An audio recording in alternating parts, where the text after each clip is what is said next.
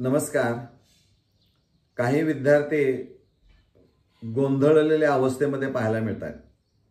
Comment जर आपण वाचल्या तर निश्चित आपल्या लक्षामध्ये येईल की कमेंटमध्ये असं ते म्हणत आहेत की सर, आता आम्ही 22 आणि 23 जुलैला ऑनलाईन पद्धतीने अर्ज भाग 1 दुरुस्त केलाय, तो सबमिट केला। भाग 2 पसंतीक्रम उच्च माध्यमिक विद्यालयाचा अद्ययावत करून भरून तोही लॉक म्हणजे सबमिट केला। असं असताना आता आम्हाला पुन्हा अर्ज भरावा लागणार आहे का नियमित फेरी क्रमांक 3 साठी?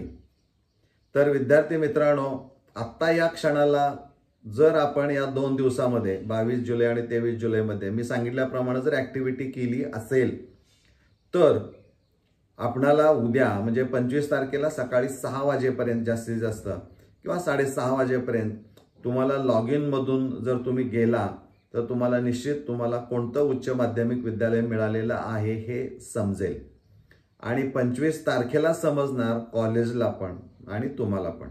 आणि त्याच दिवशी 25 आणि 26 या 2 दिवसांमध्येच तुम्हाला प्रवेश घ्यायचे आहेत।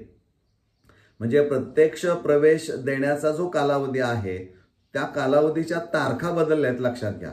तो अलीकडे आलेला आहे, त्या तारखा अगोदर घेण्यामध्ये आलेल्या आहेत आणि त्यामुळे कन्फ्युजन मुलांचं झालेलं आहे। त्यामुळे मित्रांनो, एक गोष्ट लक्षात घ्या की 25 आणि 26 किंवा पूर्वीच्या 26 आणि 28 या 3 दिवसात होणार होतं प्रवेश देणं, त्यासाठी अर्ज मागून घेतले होते।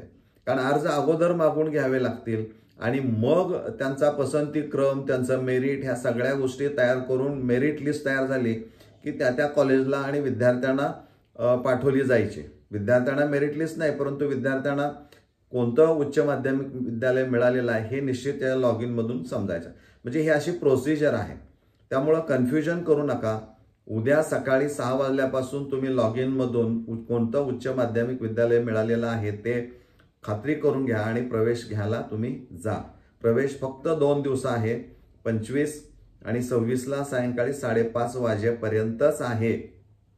त्यामुळे कोणत्याही प्रकारचं कन्फ्युजन तुमच्या डोक्यामध्ये येऊ नये।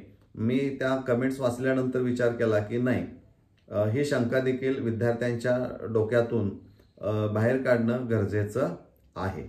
मला वाटतं हे तुम्हाला आता निश्चित समजलेलं असणार आहे। धन्यवाद।